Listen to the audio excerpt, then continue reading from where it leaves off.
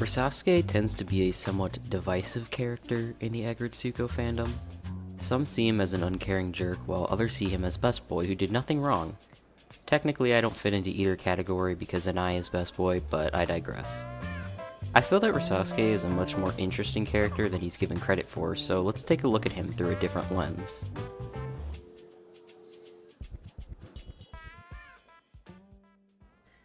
Resasuke is a 25-year-old red panda. He works in sales and is known around the office as the Space Cadet. He's very quiet, gets lost in thought easily, and has an affinity for plant care. At the request of his friends, he enters a relationship with Retsuko, who later breaks up with him when she realizes they don't really get each other. As his inclusion in the plot was so short, we don't get to know a lot about Resasuke's hobbies. We do get a hint at the end of The Dream Ends that he really enjoys plant care. His apartment is filled to capacity with plants. In We Wish You a Metal Christmas, he celebrates the holidays with them, in contrast to the rest of the cast celebrating with friends or family. When Retsuko removes her mask and returns to what she loves, she announces, "I'm back." This is mirrored by Resasuke when he returns to his plants. I feel like this scene is super undervalued. We don't get to see much from Resasuke's point of view since the story is meant to focus on Retsuko, but from just this small thing, we come to realize that as much as Resasuke didn't know or understand Retsuko, she didn't know or understand him either. Like many other characters I've covered so far, Resasuke has a flat affect. His face is eternally blank, his voice monotone, and his body language pretty stiff. In addition, he has a hard time raising his voice. This becomes an issue when Retsuko tries to talk to him in a crowded bar. When faced with this problem, his solution is to speak through text messages. It's here that we can see Resasuke is a bit better at communicating through text than speech. It's common for speaking to be hard for autistic people, even those who are mainly verbal communicators. It may take more time and processing power for them to listen and understand what people are saying, and for them to think of how to reply. In Resasuke's case, almost every time someone talks to him, you can visually see him pause for a moment before he starts to talk. There are even times when he doesn't reply at all. Some other things worth noting are 1. He uses as few words as possible to get his message across. 2. He's very straightforward. And 3. He almost never initiates conversation. Being with people doesn't seem to be Resasuke's forte.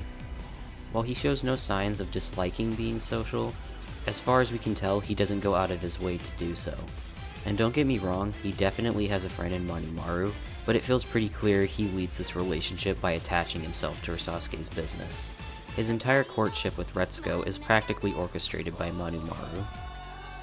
Resasuke is very not good at reading social cues. Over and over he misses Retsuko's romantic feelings, and is surprised when Manumaru suggests they exist. Social convention does not come easy to him. He needs pretty much constant instruction on how to treat the person he's dating, and even then he makes plenty of mistakes. I would argue the first one being when he asks Retsuko out, and then immediately walks away without saying anything else. A bit awkward, but luckily for him she was into it. During their date, she asks if he wants to sit down for a bit since they've been walking so much.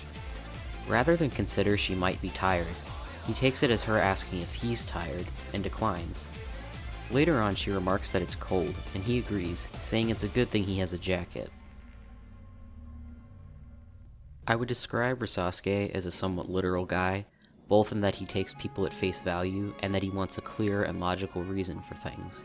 When Manumaru tries explaining to him that he should ask Retsuko out, he asks why in response to pretty much everything he says. "Because I said so" is just not an answer he can take.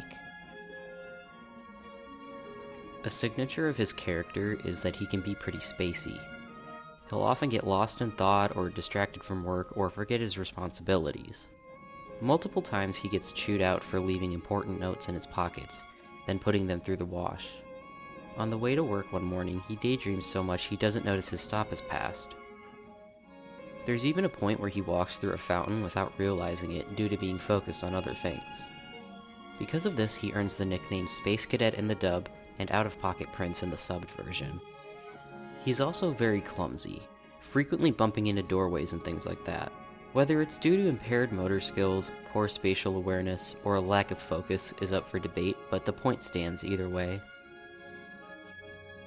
Many people with ASD have a same food, either because of sensory issues with food, or they feel more comfortable eating familiar things.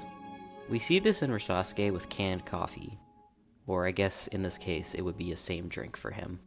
He drinks it all the time, at work, on the train, at the bar.